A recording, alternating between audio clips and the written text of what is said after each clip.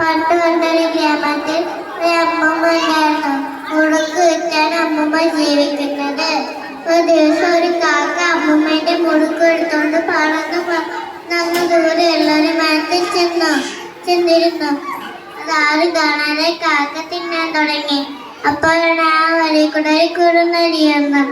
കുറുനരി കാക്കയുടെ കയ്യിൽ നിന്ന് അത് വാങ്ങിക്കണമെന്ന് തീരുമാനിച്ചു. കുറുനരി പറഞ്ഞു, കാക്കപ്പങ്ങളെ, നീ എത്ര സുന്ദരാണ്. നിന്റെ പാട്ടൊക്കെ എനിക്ക് വളരെ ഇഷ്ടമാണ്. അത് കേട്ട് കാക്ക പാടാൻ തുടങ്ങി. കാക്കയുടെ വായിൽ നിന്ന് മുടുക്കുത്താൻ വീണു. അത് എടുത്തോണ്ട് കുറുനരി സ്ഥലവാളിയാക്കി.